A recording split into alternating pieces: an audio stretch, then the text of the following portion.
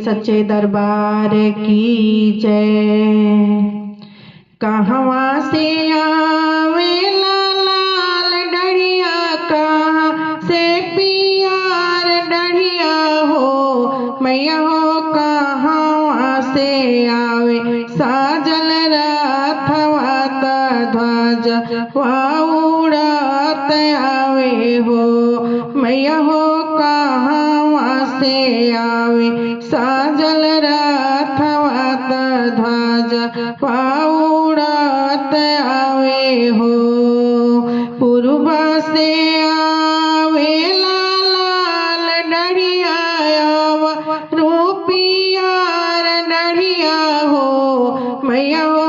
पश्चिम से आवे साजल रथवा ध्वज उड़त आवे हो मैया हो।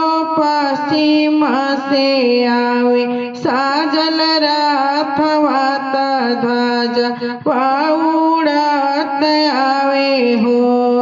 कहवा लगाई बो में लाल डढ़िया, रूपियार डढ़िया हो मैया हो। कहवा लगई बो साजल रथवा ध्वज उड़त आवे हो मैया हो।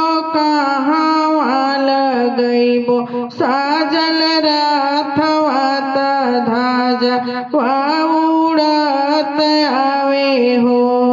दुअर लगाई बो में लाल डढ़िया, रूपियार डढ़िया हो मैया हो।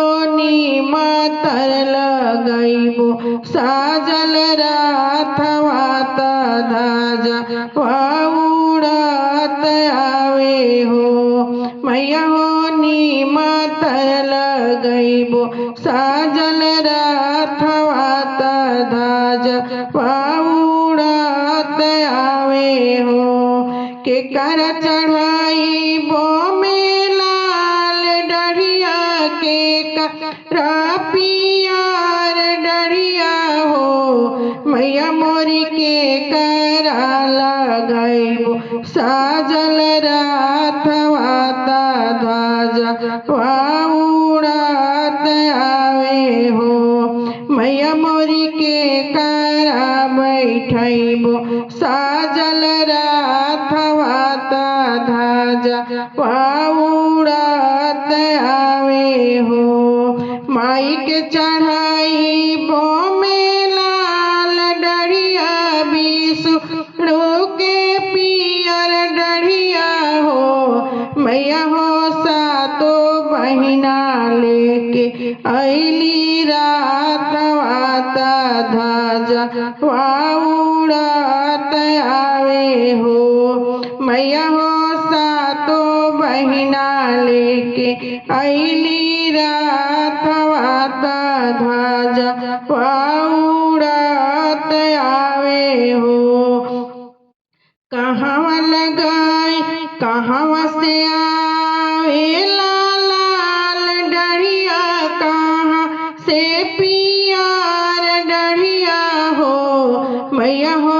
कहवा से आवे साजल रथवा ध्वज उड़त आवे हो मैया हो। कहवा से आवे साजल रथवा ध्वज उड़त आवे हो मैया हो।